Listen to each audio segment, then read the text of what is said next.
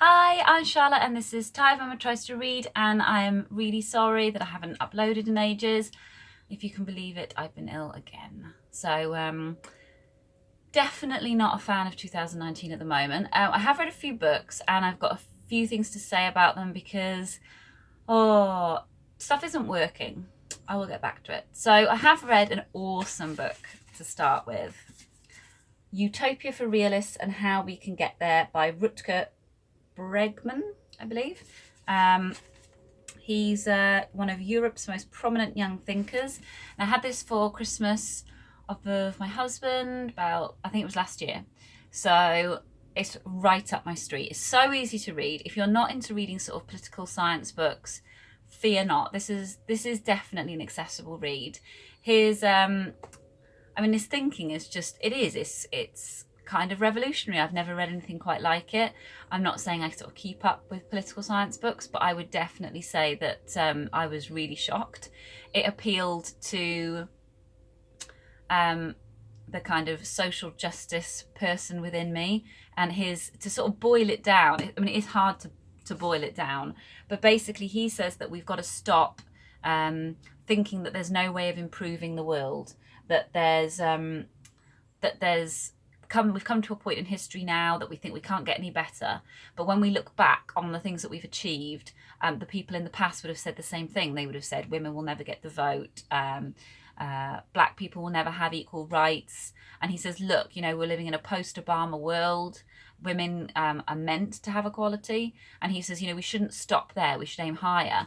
And one of the most fascinating parts of this is his argument for a basic income that every single person should have, regardless of whether they work or not. That there's enough money and there's enough food in the world for everyone to be okay. So what we should do is we should give everybody a sort of basic wage, if you like, and then it's their choice how they build upon that. And where there's been experiments, and he documents those in places like Canada, I think one was in America, it's shown that rather than become lazy, which is what conservative viewpoints would predict, people actually they strive for more, and they educate themselves in their spare time. They maybe work a little less so they can spend more time with family, but it doesn't make any difference to the actual sort of overall worth of the area. It's not like it brings the area down or anything like that. I mean, it's really fascinating, and I just thoroughly recommend reading it. It made me feel really positive about the future, and it also made me feel positive about leisure time. He says that the biggest question that he would like to think we'll have to ask ourselves in the future is, how do we spend leisure time? Because people don't know how to do it, and I can definitely see that is the case. People are so caught up in the 9 to 5 because they have to be, and then some. It's not just 9 to 5, it's a hell of a lot more, that people just don't know how to relax. They don't know how to pursue a leisure activity. It's just very interesting. There's loads more than that.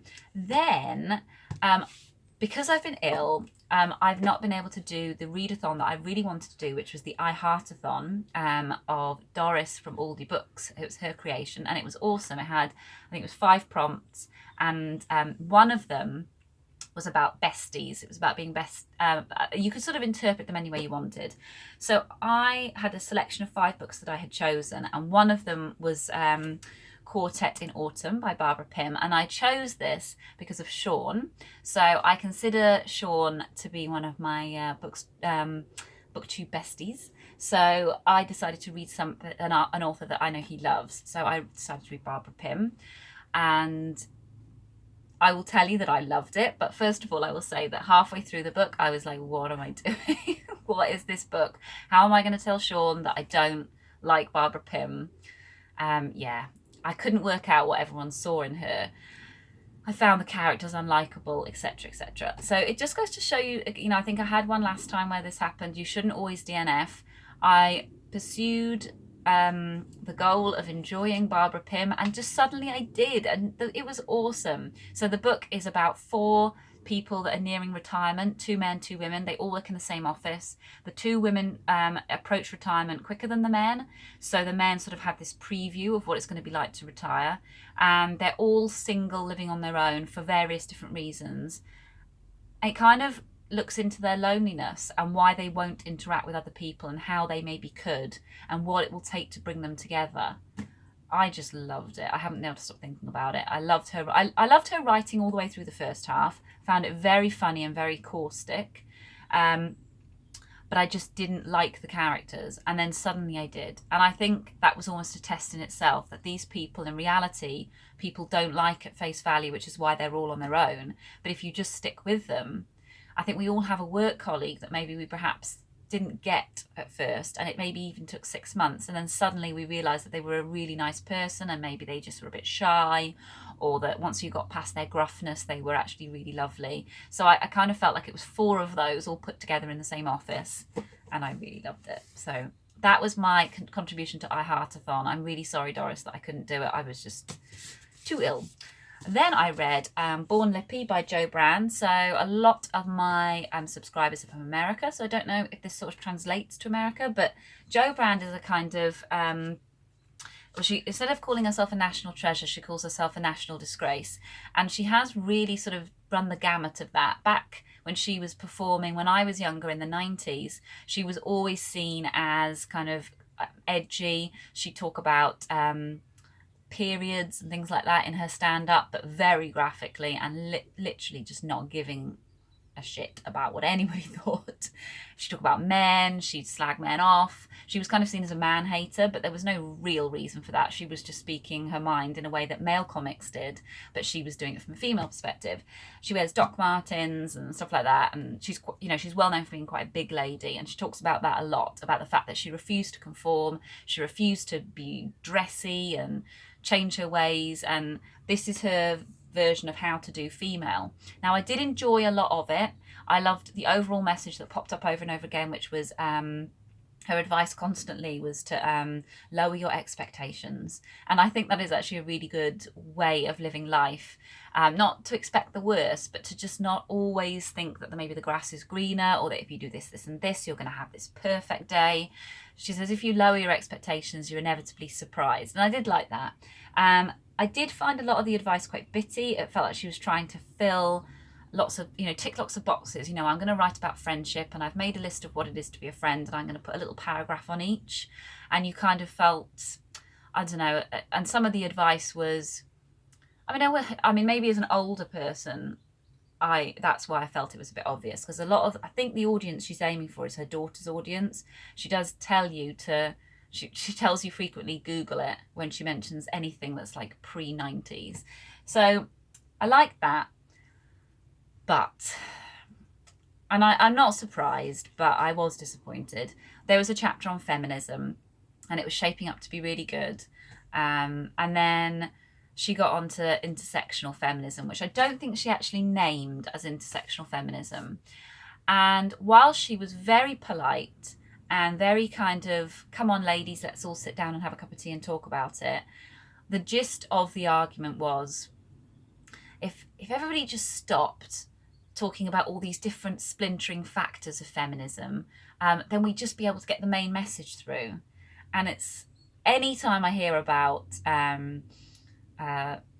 black women's feminism, or feminism from a person who's disabled from their perspective, or a trans person's perspective, whenever I hear that those different versions are splintering feminism, I'm sure as many of you will agree, it just makes me hang my head in sorrow and shame. So easy when you're a white British, so you've got the English language on your side, you're able-bodied, it's so and she was a nurse, so she wasn't middle class per se, but she was surviving. When you're from that perspective, it's so easy to say that you want everyone to just stick to the main issue about women. But I feel fairly certain that she was coming from any of those perspective of any of those groups, she'd feel really differently. And ultimately, if you want men to listen, men who are a completely different gender, who oftentimes, they come from a very different perspective. If you want men to listen to why it's important that women have a voice, why on earth would you want to silence women with the same argument and say, well, let's just focus on the main thing? Well, that's what men have said for years. You can't dumb down those voices and say it's because they're in a minority or any of, I mean, she doesn't give any of those reasons, and she doesn't say it in explicitly those terms, but it's pretty much the message. And then we had a little bit on trans rights as well, and again, she was trying to be, you know, devil's advocate and trying to get everybody to just sort of hold hands and join together. But the language she used was such a giveaway. She said in one part, she said, the problem I have is that whenever feminists try and, I think she says something like, try and gently say that they have a problem with the way trans people are projecting the fact that they're female in this instance, trans activists attack them. And it's like, you've just given yourself away. You know, you've said that when feminists, you know, just subtly put their hands up, but trans activists attack. You know, it's all there in the language. You're maybe it hasn't come from you, Jo Brand, but you are picking up on those bits that are out there, that somehow there's some like trans militia or something. And there's people who are aggressive on the internet on every side. It's just so typical that, you know, I remember somebody calling a friend of mine a militant gay. It kind of stems from that. Just because you're gay and you're saying you're gay, you're suddenly militant about it. So yeah, I was really disappointed. Yeah, but that really, it got me down because I love Jo Brand so much, and I wasn't surprised. She's from that era. You know, it's almost a step too far to understand something that radical. I'd like to think when I'm her age and my child tells me something that I consider to be radical, I'd like to think I'll take a step back and go, okay, this is my version of trans rights, and trans rights is my mum's version of gay rights. Do you know what I'm saying? Anyway, then I started to read this. This is The Familiars by Stacey Halls, and I bought this purely because of the cover, because it's got little foxes, and the inside is really beautiful. And if you have watched any of my videos, you'll know this is not really my sort of thing. This is a kind of historical fiction type thing. And this is what I want to talk about really, really briefly. Since I made my promise of only buying from independent bookshops, unless I happen to be in another type of shop, like a supermarket, and I happen to see something, I won't do any other book buying. So no online buying was basically my gist.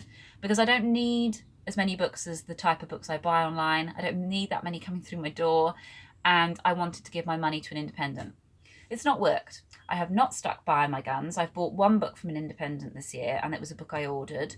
Yeah, I don't know. I maybe need to do a whole other video on that. What I am finding that I'm doing is, because I'm not buying anything online, and usually I'll buy online when I've watched another booktuber's video and I really enjoy the way they've talked about a book, or something's come up on my Instagram and I've enjoyed it, I'll go ahead and order it, or I'll put it in my basket and I'll add to my basket until I get maybe £30 worth, and then I'll order the lot.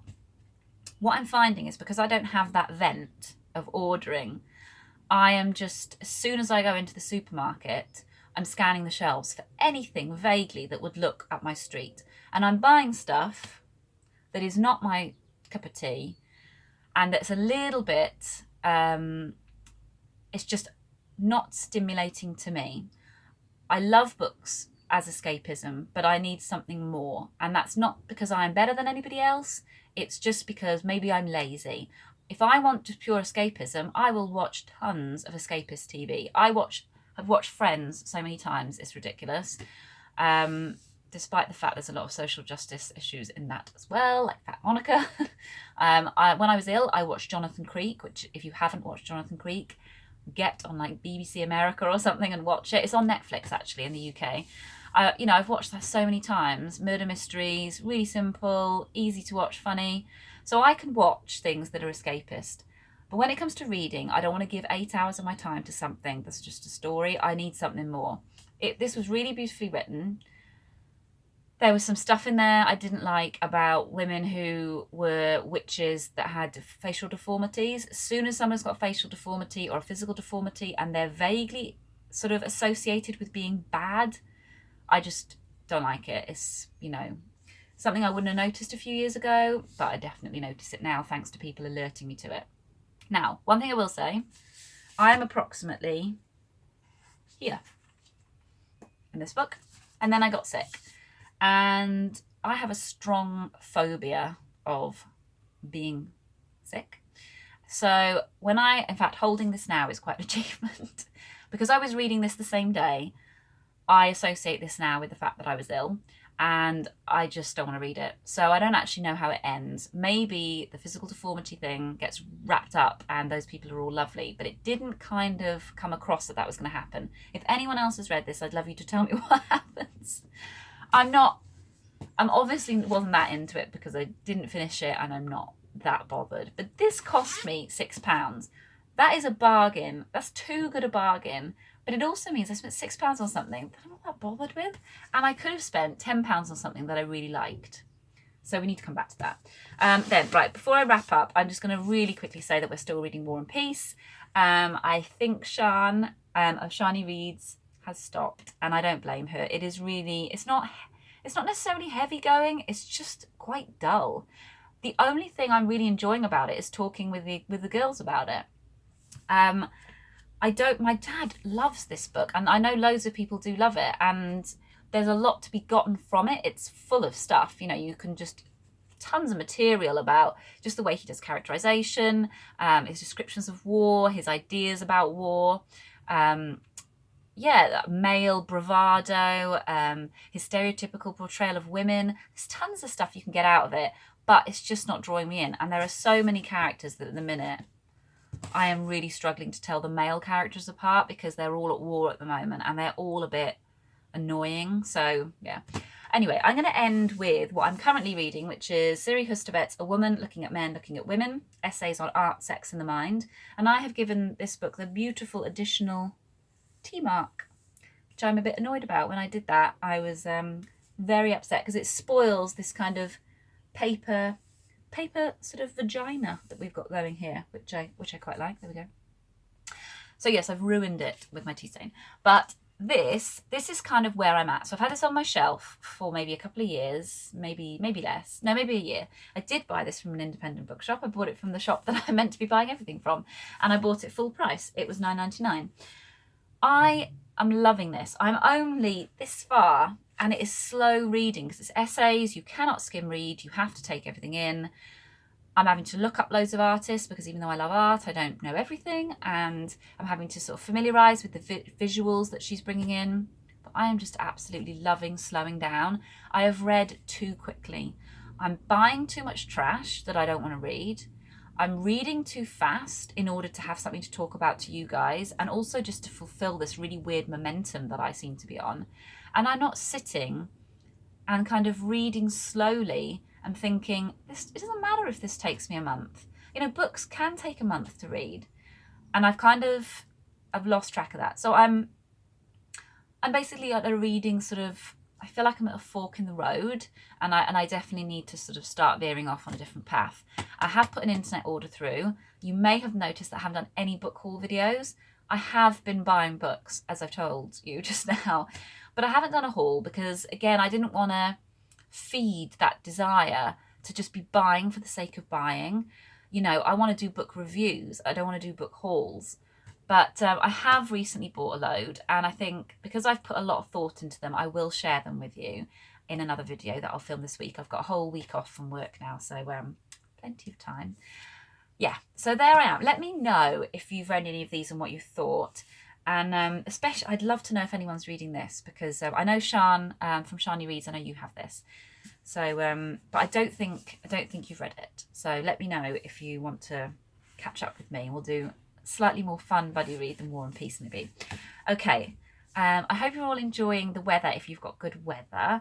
I'm going to get back out in the garden. I had to wash my hands before I did this because I've been weeding. So I'm going to go back out and get them muddy again.